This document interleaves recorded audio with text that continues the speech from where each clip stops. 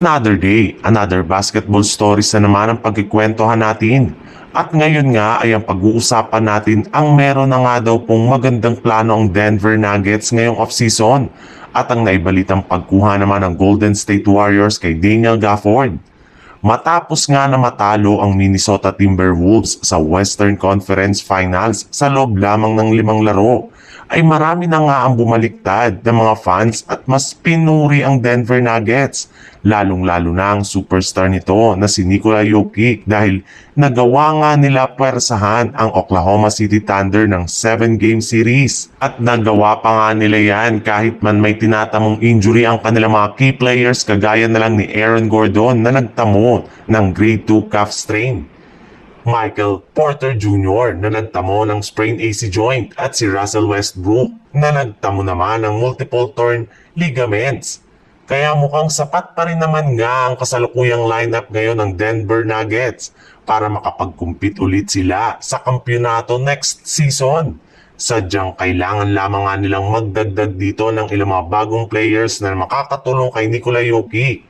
Sa katunayan, mismong si Jokic na rin naman nga ang nag-request sa kanilang front office na dapat nga daw ay kumuha sila ng mga bagong wingman. Simula nga nang mawala sa kanilang lineup si Kentavious Caldwell-Pope, ay bigla na lamang ang nanghina ngayon ang kanilang lineup, kaya upang maibalik nilang muli ang lakas ng team ay kailangan nila na kumuha ng ganyang klaseng player sa darating na offseason.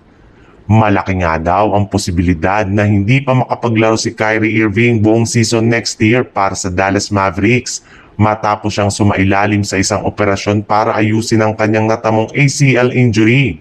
Kakailanganin rin naman nga nito na matagal na pahinga upang sa ganun ay makarecover siya ng maayos. Kaya posible talaga na hindi siya payagan na maglaro sa Dallas next year.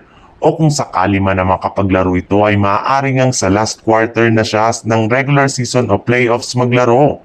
At kailangan na nga talaga ng Mavericks na ihanda ang kanilang lineup at kumuha ng isang bagong point guard na papalit muna pansamantalang sa pwesto ni Kyrie Irving.